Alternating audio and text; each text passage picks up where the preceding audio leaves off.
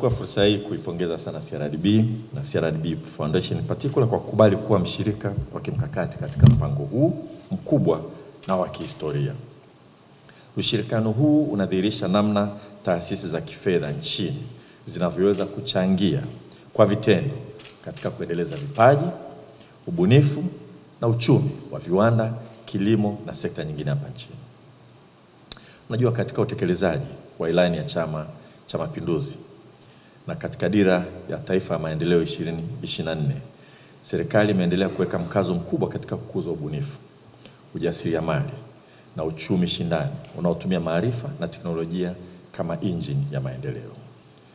Takwimu zinaonyesha kuwa kupitia mashindano ya kitaifa ya ubunifu MAKISATU, serikali imewafikia zaidi ya wabunifu 3,000 katika kipindi cha miaka 4 iliyopita.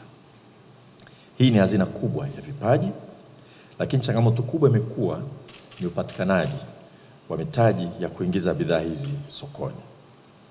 Leo tunashuhudia hatua ya suluhisho ya changamoto hiyo kwa kupitia mfumo wa dhamana unaoratibiwa na CRDB kwa niaba ya serikali kupitia COSTECH.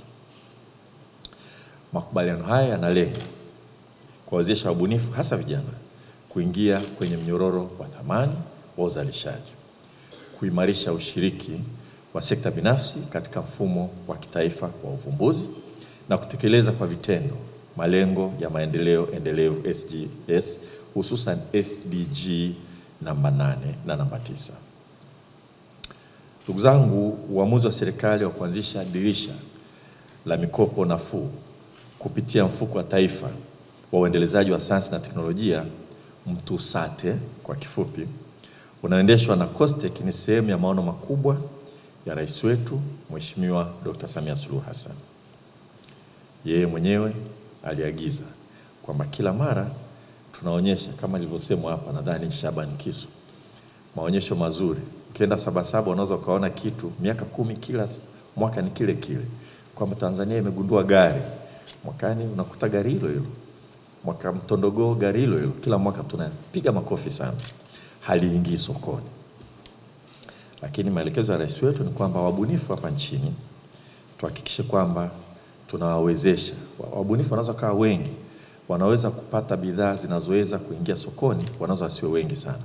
Lakini wanaopata hizo bidhaa wanapata shida sana kupata mitaji ya kuingia sokoni. Kwanza kuaminiwa na mabenki na vile vile riba kubwa. Kwa hiyo maelekezo ya rais wetu siku zote ni kwamba Wizara ya Elimu, Sayansi na Teknolojia iangalie vile vile sayansi, iangalie teknolojia, iangalie ubunifu, na tutafute mkakati wa kuhakikisha kwamba tunawasaidia wabunifu hawa waweze kufanikiwa. Kwa Wizara ya Elimu, Sayansi na Teknolojia itasimamia mpango huu kwa karibu na kuhakikisha kwamba mikopo inatolewa kwa uwazi na usawa kwa kuzingatia miongozo rasmi, na kwamba mfumo wa ufuatiliaji na tathmini, monitoring and evaluation, unatumika kwa ufanisi na rasilimali zinatumika kwa tija na zinatoa matokeo chanya kwa walengwa. Kwa namna ya pekee nawapongeza tena timu zote kutoka COSTECH, CRDB na wizara kwa kazi kubwa ya maandalizi ya miongozo, taratibu na mifumo ya utekelezaji wa mpango huu. Na ningependa kumwambia mkurugenzi mtendaji wa CRDB Foundation, tulimwomba ombi lako la serikali kuingia ubia na nyie katika eneo la Kiromo sio kwamba linakubaliwa tu, na sisi ni ombi letu kwamba tufanye kazi pamoja katika eneo la Kiromo.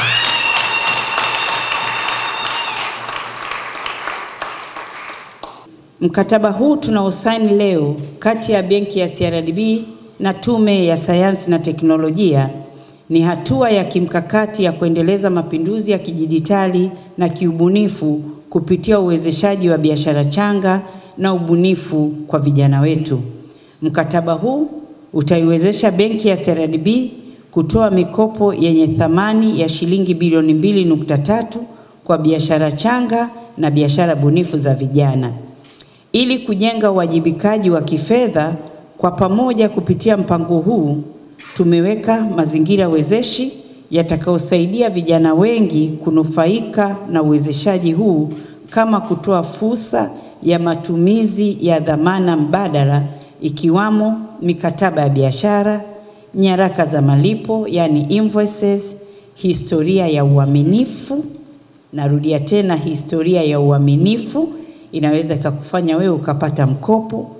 Tabia ya mkopaji mwenyewe inaweza ikakusaidia kupata mkopo. Uwezo wa kukuza biashara yako na uwezo wa kurejesha mikopo. Aidha, kutakuwa na kamati ya pamoja ya usimamizi yani steering committee kati ya benki ya CRDB, CRDB Bank Foundation na Tume ya Sayansi na Teknolojia kwa ajili ya tathmini, ufuatiliaji na usimamizi madhubuti wa utekelezaji wa mpango huu wa uwezeshaji ili kuhakikisha kuna uwazi wa kutosha na kuwa na lengo linaloweza kuwafanikisha. Malengo yetu ni kuwafikia zaidi ya vijana 1000 nchi nzima, yani Tanzania bara na visiwani. Pamoja na mitaji wezeshi itakayotolewa, benki ya CRDB pamoja na CRDB Foundation tuna majukumu yafuatayo. Moja, kuandaa mafunzo ya biashara kupitia bootcamps kwa washiriki kabla ya upatikanaji wa mikopo, kutoa elimu ya fedha na ujasiriamali ili kuhakikisha walengwa wanajenga biashara endelevu, na kutathmini uwezo wa biashara kukua na kurejesha mikopo itakayotolewa. Kutathmini biashara na ukuaji wake ni muhimu sana kwa sababu tunahitaji sustainability na growth ili wao wanapokuwa tuweze pia kuwahudumia wengine, lakini pia kukuza ajira katika nchi yetu. Mheshimiwa Waziri, kabla ya kuhitimisha salamu za benki ya CRDB na CRDB Bank Foundation, kwa kuwa leo nimekupata mheshimiwa kwa heshima na taadhima, naomba kuleta kwako ombi maalum kutoka kwetu. Tuna eneo kubwa la mita za mraba 3000 kule Kiromo Bagamoyo, tumepakana kabisa na lami na upande wa pili tumepakana na bahari.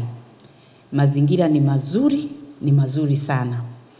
Zamani kuna mtu aliweka hoteli ikamshinda, kwa hiyo sisi tukalichukua lile eneo. Lile eneo linafaa kujenga innovation hub au innovation village ya kisasa ili kuendeleza ubunifu na teknolojia nchini. Tunaiomba serikali kupitia wizara yako kufanya nasi ubia kwa pamoja ili kuleta wabia wengine ili tuweze kuendeleza ule mradi na tuweze kuwawezesha vijana wengi zaidi kuweza kupata fursa ya kujifunza teknolojia pamoja na ubunifu. Kwa namna pekee tutoe pia shukrani zetu kwa benki ya CRDB. Kwanza, kama alivyosema mkurugenzi Turi kwamba tulianza nao kwenye Imbeju ambayo ilikuwa ni fursa kwa vijana, ilikuwa ni majaribio na ilifana, lakini pia kwa utayari wao kwa sasa hivi kushiriki katika huu mfumo wa kitaifa wa ubunifu kupitia mpango huu wa mkopo nafuu ambao tunakwenda kusani leo. Kwa hiyo ni mfano mzuri wa kuigwa kwa taasisi binafsi, na tunatoa wito pia kwa wengine kutunga mkono kwa kisha vijana wetu wanapata hizi fursa. Kwa CRDB Foundation tunashukuru sana. Mheshimiwa mgeni rasmi, washiriki, mabibi na mabwana, makubaliano ya leo yanahusu serikali yetu ya Tanzania kuweka tengeo la awali. Tunasema ni la awali kwa sababu uhitaji ndo utaamua kwamba tuongeze kiasi gani, lakini tengeo la awali la fedha ya Tanzania shilingi bilioni 2.3 kama dhamana kupitia benki ya CRDB. Fedha hizi zitamwezesha CRDB kutoa mkopo nafuu mara 2 ya fedha hii. Kama tulivyosikia, mkurugenzi kasema pia nao wameweka fedha 2.3 bilioni. Kwa jumla mfuko unakuwa na fedha bilioni 4.6 ambazo CRDB anaweza kutoa kama mkopo nafuu kwa ajili ya vijana wetu. Kwa maana hiyo, kijana wa Tanzania ambaye ana bidhaa au ana huduma ambayo inahitaji kwenda sokoni lakini amekosa mtaji, ina maana hii ni fursa. Kama nilivyosema, mkopo hii inalenga wabunifu walio katika hatua za mwisho za kuingia sokoni,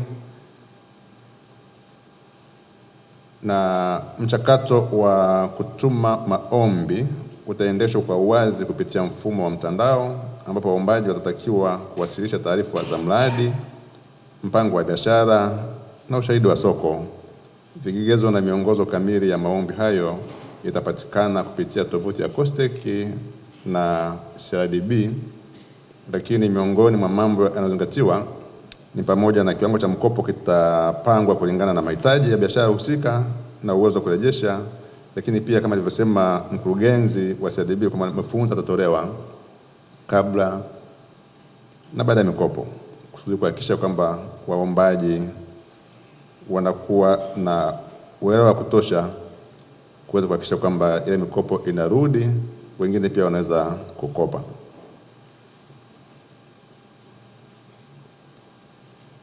Kwa hiyo nipende kutoa wito kwa wabunifu wote wenye bidhaa au huduma ambazo ziko tayari kuingia sokoni na zinakosa mtaji, kutumia fursa hii maalum kuwasilisha maombi yao kupata huo mtaji.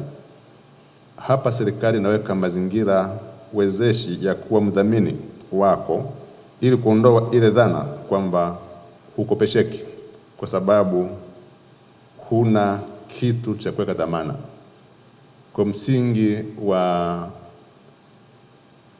fedha hizi serikali ilizoweka bilioni 1.3 ni kudhamini wewe mbunifu ambaye unataka kuingia sokoni.